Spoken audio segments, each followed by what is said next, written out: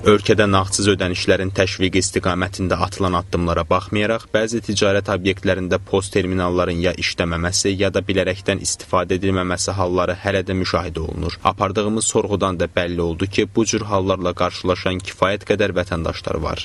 Deyirlər ki, ya kartdan karta atmaq lazım, ya ancaq nağd olur. Amma ki, yəni normal deyil də. Olur, bəli.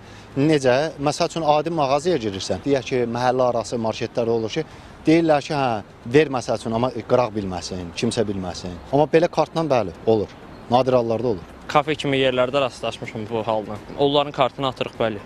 Kartdan karta köçürülmədə əsas məqsəd sahibkarın vergidən yayınma niyyətidir. İqtisadçı Eldəniz Əmirov bildirir ki, bu kimi hallar ən çox rayon mağazalarında özünü göstərir. Hazırki vəziyyətdə təəssüf edici məqam ondan ibarətdir ki, bu tip hallar bölgələrimizdə daha çoxdur.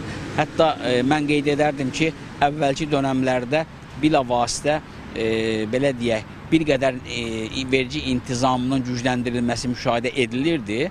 Ayrı-ayrı obyektlərdən post terminal istədiyi zaman böyük ölçüdə təqdim olunardı. Amma son dönəmlər artıq aşkar şəkildə, ələxüsus da regionlarımızda bu tip terminalların təqdim edilməsindən imtina edilir.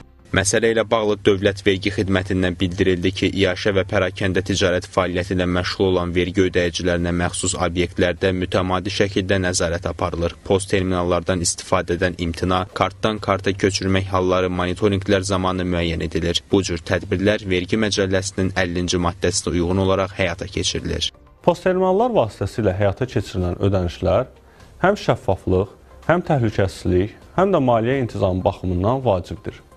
Bildiririk ki, istehlakçıların hüquqlarının müdafiəsi haqqında və elektron ticarət haqqında qanunlara əsasən post terminalların quraşdırılması məcburi olan obyektlərdə post terminalların quraşdırılmaması və post terminal quraşdırılmış obyektlərdə nağdsız ödənişlərin qəbulundan imtina edilməsinə görə vergi ödəyicisinə 1000 manatdan 6000 manata dək məbləğdə maliyyə sanksiyası tətbiq edilir.